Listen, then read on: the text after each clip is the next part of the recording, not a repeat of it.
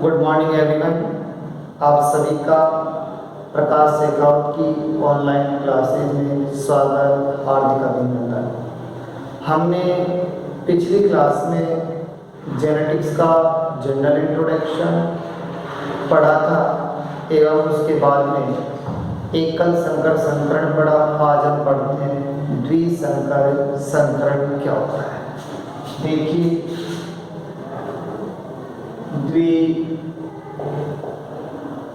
संकर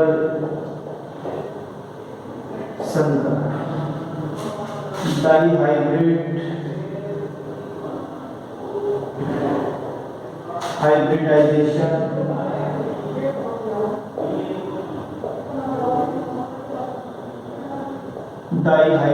हाइब्रिडाइजेशन। एकल संकर संकरण में कितने जोड़ी विपर्यासी लक्षण लेते हैं? एक। इसमें कितने जोड़ी विपर्यासी लक्षण लेंगे? दो। तो दो जोड़ी विपर्यासी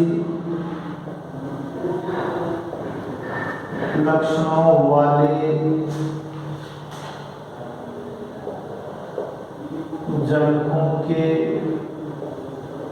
मध्य क्रॉस।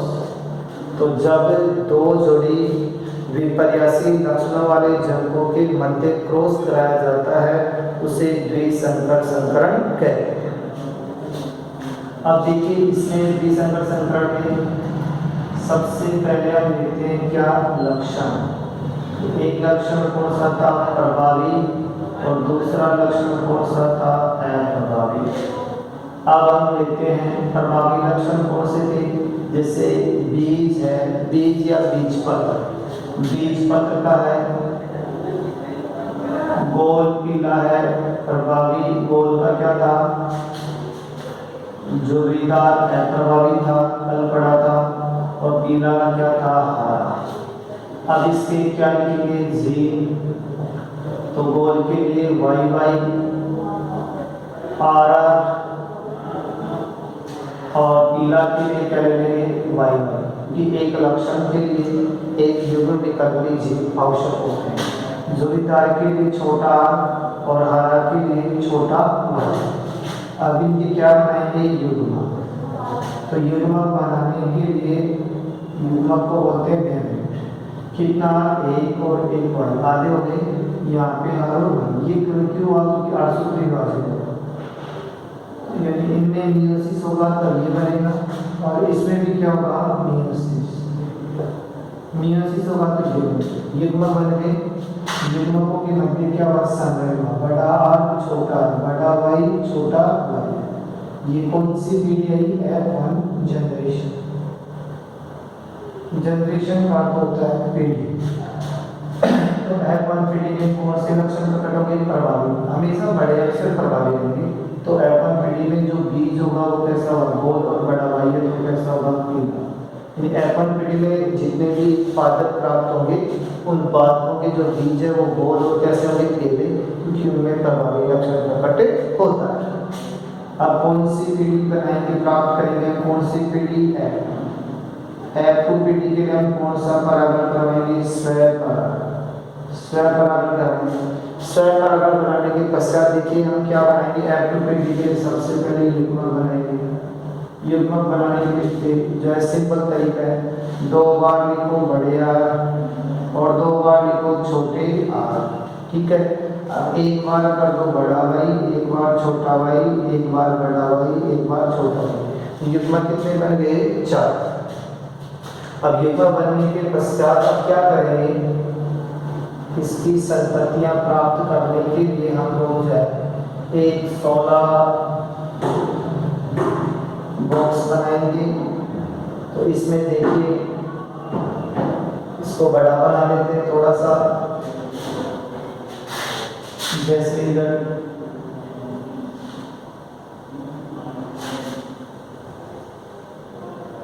ये देखिए हमने ये बना लिया 1, ये हुए 2 और ये कितने हुए? 4। इसको देखिए 1, ये कितने हो गए? 2 और 2 कितने हो गए? 4। अब देखिए, ठीक है, ये युग्मक ऐसे कैसे रख दीजिए।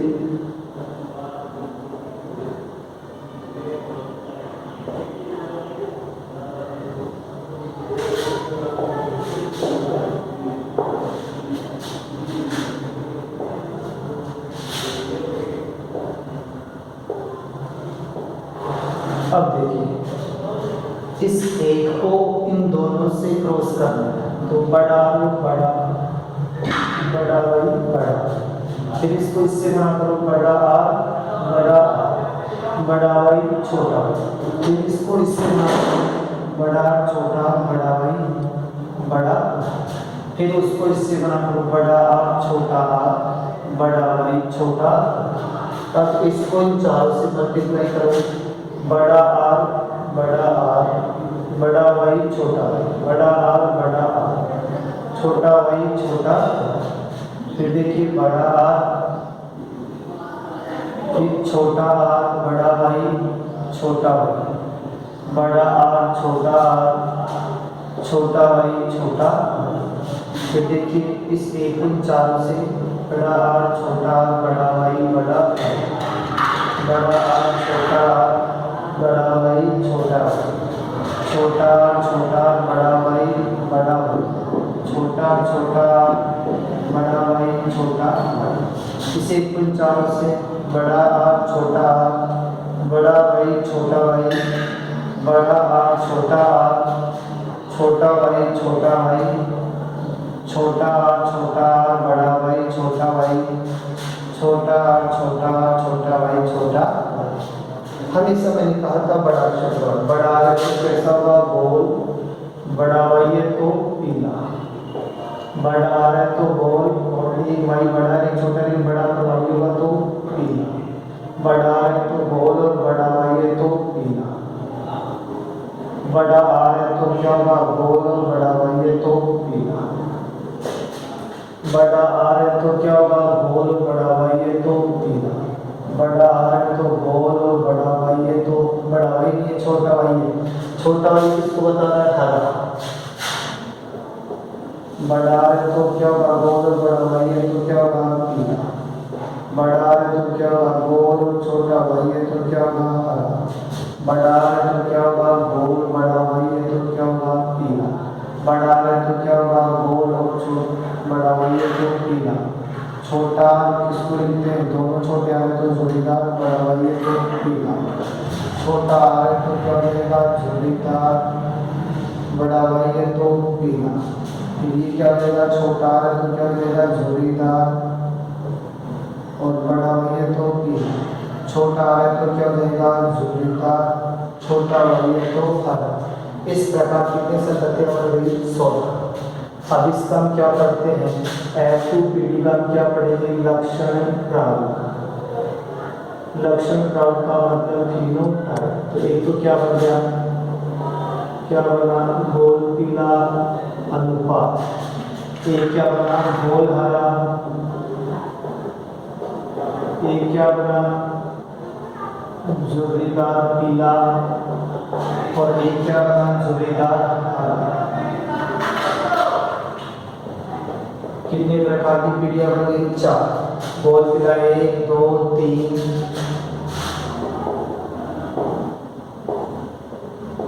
4,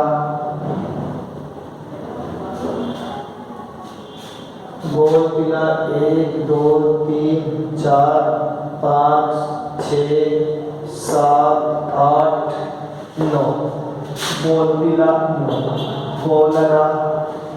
गोलरा 1 2 और गोलरा 3, जोड़ीदार पीला 1 2 3 और जोड़ीदार हरा 1। तो इसका ध्यान रखना, लक्षण प्रारूप क्या आएगा 9:3:3:1, 9 3 12 3 15 1 16। अब इसका निकालना है जीन प्रारूप, निकालना है जीन प्रारूप होते हैं जीन है तो ये याद रखना 12 24 12 12 1, ये इसका जीन प्रारूप है। बीच में अनुपात लगा दो, ये इसका क्या है जीन प्रारूप। इस प्रकार के हो गया द्विसंकरित संकर। अब इससे पढ़ते हैं। अगला टॉपिक हम लेते हैं इसमें कि वैक्रोस क्या होता है।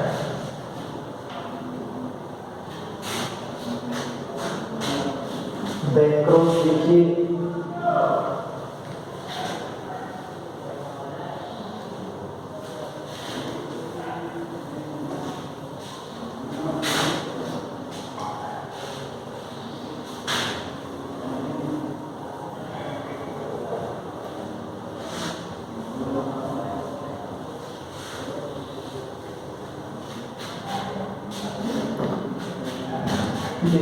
वैक्रोस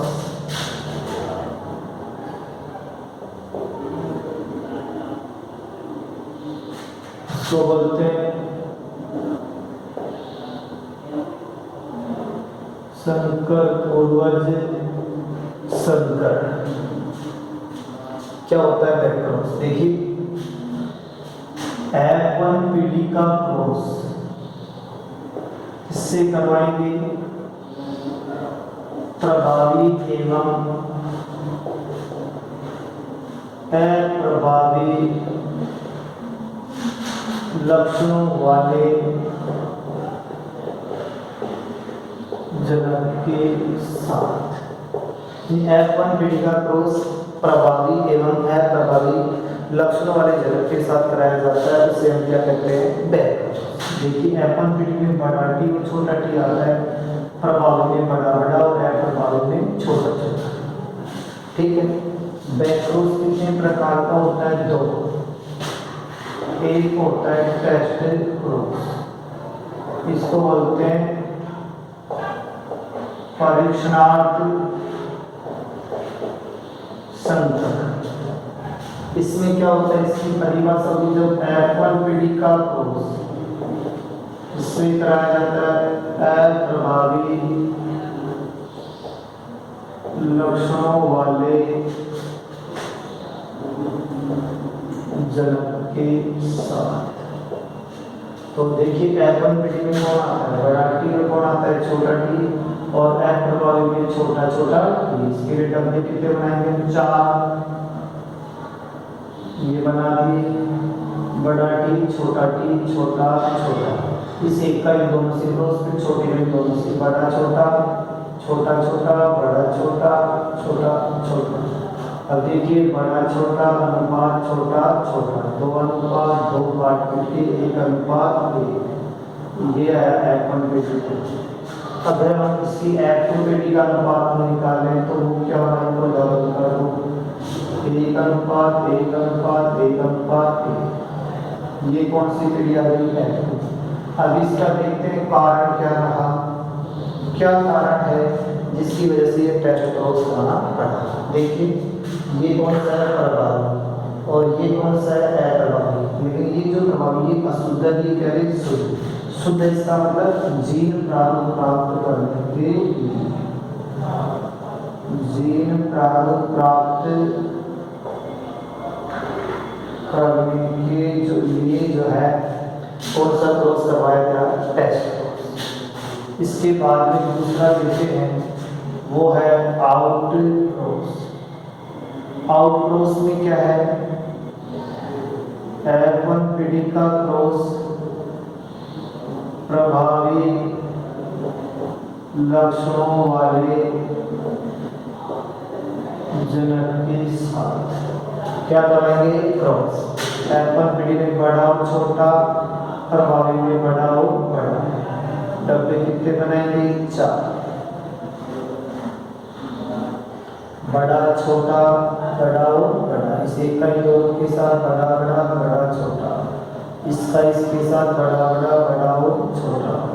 बड़ा छोटा अनुपात बड़े और बड़े। कितने आएंगे? 2 अनुपात 2 काट पीट के 1 अनुपात 1। दोनों का सेम होता है। अब इसकी F2 पीढ़ी के लिए निकाल लो। F2 पीढ़ी के लिए क्या आएगा? डबल कर दो, 1 अनुपात 1 अनुपात 1 अनुपात 1। ये डबल कर दिया। अब इसका कारण दीजिए, क्या कारण है ये कि कराया है। अब इसमें देखिए कारण है बड़ा टी, ये क्या है? शुद्ध है। और ये क्या है, ये लंबा है, ये भी प्रभावी है, ये भी क्या है, अप्रभावी, ये भी प्रभावी है, ये भी प्रभावी, इसलिए अप्रभावी लक्षणों को प्रकट होने से रोकने के लिए जो है फाउल क्रॉस कराया जाता है। इसके बाद में हम अगला टॉपिक लेते हैं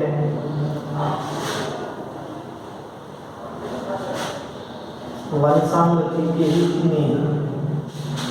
वंशानुगति के कौन कौन से नियम होते हैं इनके बारे में आप जानते हैं। देखिए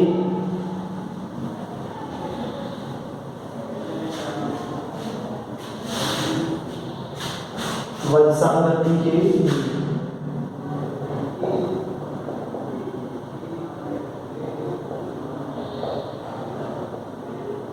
सबसे पहले वंशानुगति के जो नियम है इनका प्रतिपादन किसने किया था?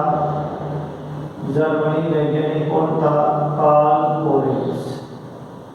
कार्ल लोरेंत्ज ने के नियमों का क्या किया? प्रतिपादन। वंशानुगति के कितने नियम हैं? 3। पहला नियम कौन सा था? प्रभाविता का नियम। प्रभाविता का नियम क्या कहता है? देखिए ये नियम कहता है कि जब हम एक जोड़ी विपर्यासी लक्षण वाले जनकों के मध्य क्या करवाते हैं? क्रॉस करवाएंगे। कौन सी क्रिया है? तो जब हम विपर्यासी लक्षणों वाले जनकों के मध्य क्या करवाते हैं? क्रॉस। तो F1 पीढ़ी में केवल और केवल प्रभावी लक्षण ही प्रकट होते हैं। F1 पीढ़ी में कौन से लक्षण प्रकट होते हैं? प्रभावी लक्षण प्रकट होते हैं। ये क्या रहता है? प्रभाविता का नियम। तो F1 पीढ़ी में कितने कौन से लक्षण होंगे? प्रभावी। तो जब एक जोड़ी विपर्यासी लक्षण वाले जनकों के मध्य क्रॉस कराया जाता है तो F1 पीढ़ी में केवल प्रभावी लक्षण प्रकट होते हैं। यही प्रभाविता का नियम। ये जो प्रभाविता का जो नियम है याद रखना, एकल संकर संकरण पर आधारित है। इसका मतलब इसमें हम कितने जोड़ी लक्षण लेते हैं? 1। इस नियम की जो अपवाद है वो क्या है?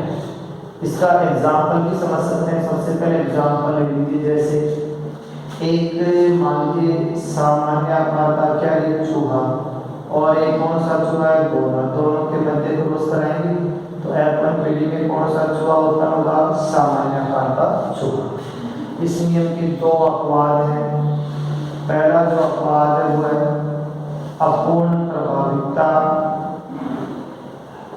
और इसका दूसरा जो अपवाद है वो है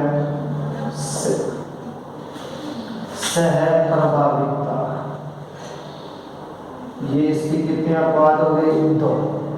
अब दूसरा नियम पढ़ते हैं। ये है युग्मक शुद्धता या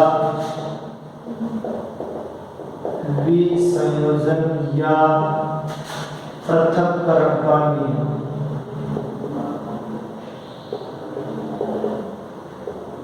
युग्मक शुद्धता, विसंयोजन या पृथक्करण का नियम।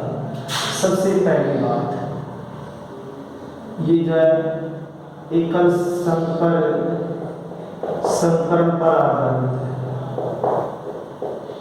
यानी इसमें हम कितने जोड़ी लक्षण काम मिलेंगे? 1 जोड़ी। दूसरी बात देखिए, हमने एकल संकरण में पढ़ा था बड़े बड़े टी अनुपात बड़ा छोटा अनुपात छोटे छोटे, 1 अनुपात 2 अनुपात 1। ये कहता है कि युग्मक क्या है? साथ साथ। देखो बड़ा बड़ा बड़ा छोटा छोटा, युग्मक क्या रहते हैं? साथ साथ युग्मक रहते हैं। जब युग्मकों का निर्माण होता है तो ये अलग अलग जाते हैं, और ये अलग अलग जाकर के अपने अपने ही लक्षण प्रकट करते हैं, दूसरे के लक्षणों को प्रकट नहीं करते। अर्थात ये युग्मक निर्माण के समय बनने वाला जो युग्मक है वो अपने आप में क्या होता है? शुद्ध होता है। तो डेफिनेशन क्या होगी? जब एक जोड़ी विपर्यासी लक्षणों वाले जनकों के मध्य क्रॉस कराया जाता है तो युग्मक निर्माण के समय बनने वाला युग्मक अपने आप में शुद्ध होता है। यही युग्मक शुद्धता का क्या है? नियम। इस नियम का कोई अपवाद नहीं है। कोई अपवाद नहीं है, इसलिए इसका नाम निकाल दिया गया सार्वत्रिका नियम। ठीक। तीसरा जो नियम है वो है स्वतंत्र अपव्यय का नियम। स्वतंत्र अपव्यय का नियम पहली बात ये जो है ये है द्विसंकर संकरण पर आधारित। किस पर आधारित है? द्विसंकर संकरण। इसमें ये कहता है कि जो युग्मक हैं वो क्या रहते हैं? साथ साथ। ठीक है, साथ साथ रहने के बाद में भी एक दूसरे को बिना प्रभावित किए सभी जो है अपने अपने लक्षणों को प्रकट करते हैं। जैसे बिना प्रभावित किए ये जो है अपने अपने लक्षणों को प्रकट करते हैं, यही स्वतंत्र अपव्यय का क्या है? नियम। तो जब दो जोड़ी विपर्यासी लक्षणों वाले जनकों के मध्य क्रॉस कराया जाता है तो युग्मक साथ साथ रहने के बाद में भी बिना एक दूसरे को प्रभावित किए सभी अपने अपने लक्षणों को स्वतंत्र रूप से प्रकट करते हैं, यही स्वतंत्र अपव्यय का नियम है। इस नियम का एक अपवाद है और वो अपवाद है सहलंघनता। हमने अब देखिए प्रभाविता के नियम का महत्व क्या है। इस नियम का बहुत बड़ा महत्व है। F1 पीढ़ी में कौन से लक्षण प्रकट हो रहे थे? प्रभावी। तो जो अप्रभावी जीन के कारण जो रोग उत्पन्न होते हैं जैसे हीमोफीलिया है, वर्णांधता, ये ऐसे रोग हैं जो अप्रभावी जीन के कारण प्रकट होते हैं। तो इस प्रभाविता के कारण अप्रभावी जीन प्रकट होगी नहीं तो बताओगे रोग उत्पन्न होंगे क्या? नहीं, व्यक्ति क्या होंगे? सामान्य। यानी अप्रभावी जीनों के कारण जो उत्पन्न होने वाले जो रोग हैं उनको प्रकट होने से रोकने में मदद है इसका इस प्रभाविता के नियम। युग्म शुद्धता का नियम क्या कहता है? इस नियम में क्या होता है कि वंशानुगत की इकाई कौन होती है? जीन। एक बात ये। दूसरी बात ये होती है कि युग्म के निर्माण के समय बनने वाला युग्म क्या होता है? शुद्ध होता है। तीसरी बात ये है इसके महत्व का कि जो जीन है वो आनुवंशिक लक्षणों को जो है एक पीढ़ी से दूसरी पीढ़ी में पहुंचा देते हैं। अब हम पढ़ते हैं वंशानुगति के नियमों का क्या है।